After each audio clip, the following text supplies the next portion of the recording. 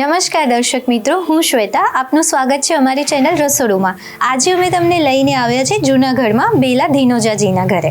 બેલાજી, આજે અમારા દર્શક મિત્રોને તમે શું શીખવવાના છો? આજે હું છે ને તે રાજમાના પરોઠા ને કાંદા કેરીની ચટણી. ઓકે, તો શરૂ કરીએ. હા, ચલો શરૂ કરીએ. રાજમાના પરોઠા બનાવવા માટે આપણે સામગ્રી જોઈ લઈએ.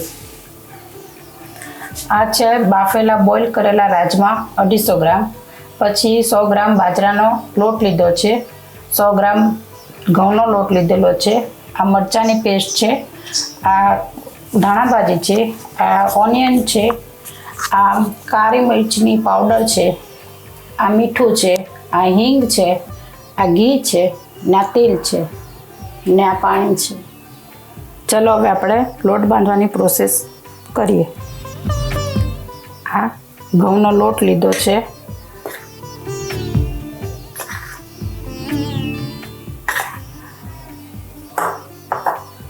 આ બાજરાનો લોટ લીધો છે,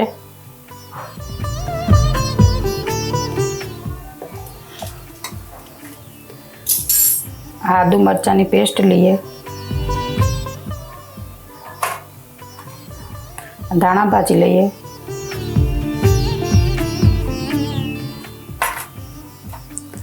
ઓનિયન લઈએ,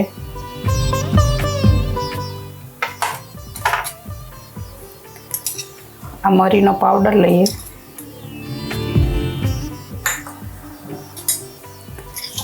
આ મીઠું લઈએ,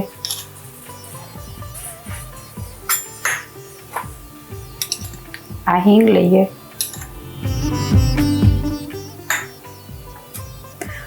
3 સ્પૂન તેલ લઈએ,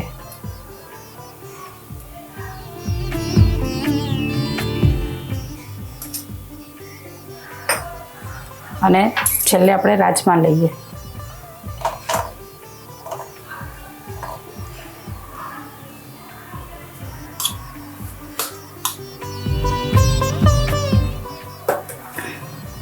હવે આપણે લોટ બાંધી દઈએ. એટલે આ જે પરોઠાની ક્વોન્ટિટી છે મેમ, એ કેટલા જણની આપણે આ 3 જણાને થઈ જશે. ઓકે.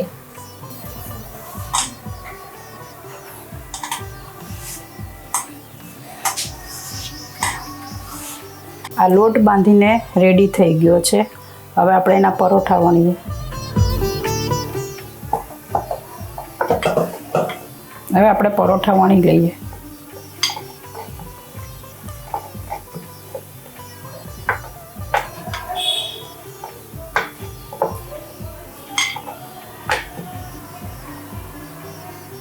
આ રીતે આપણે વણી લીધું છે. આ રીતે બધા પરોઠા વણવાના છે. હવે આપણે એને શેકી લઈએ.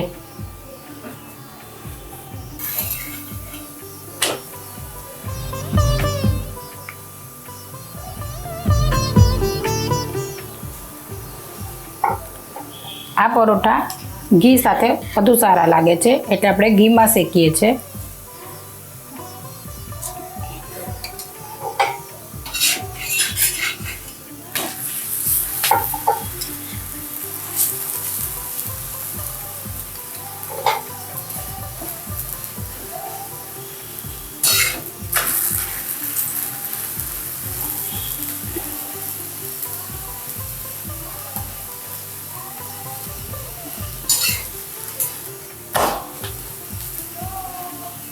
આ રીતે આપણે બધા પરોઠા બનાવી દઈએ.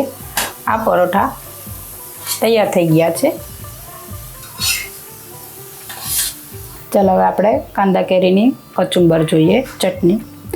આ કેરી છે ખમણેલી, આ ઓનિયન છે, ડુંગળી છે, આ ધાણાભાજી છે, આ મીઠું છે, આ મરીનો ભૂકો છે, આ હિંગ છે, આ લાલ મરચું છે, આ દાડમના દાણા છે, આ ધાણા જીરું છે, અને આ ખાંડ છે. ચાલો હવે આપણે ચટણી બનાવીએ. પહેલાં આપણે લઈશું કેરી.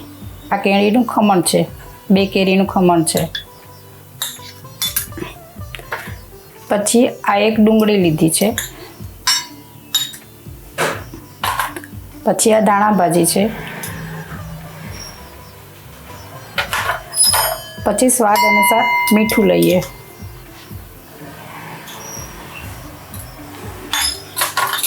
પછી આપણે મરીનો ભૂકો લેશું,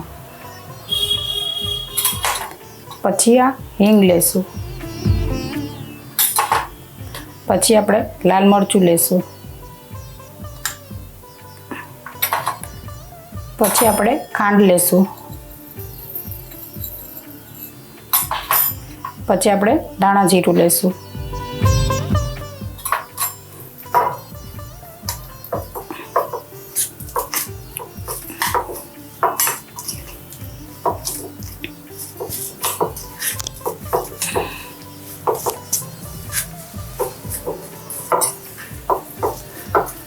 આ બધા ઇન્ગ્રીડિયન્ટ્સને આપણે પ્રોપર મિક્સ કરી લેવાના છે. હવે આપણે આ બધા ઇન્ગ્રીડિયન્ટ્સને પ્રોપર મિક્સ કરી ને આપણે છેલ્લે દાડમના દાણા નાખશું એમાં. ઓકે.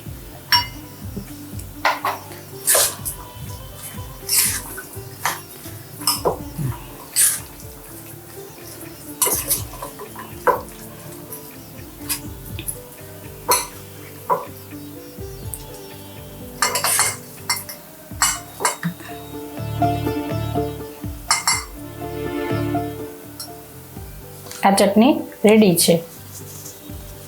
આ રાજમાના પરોઠા અને કેરીની ચટણી તૈયાર છે.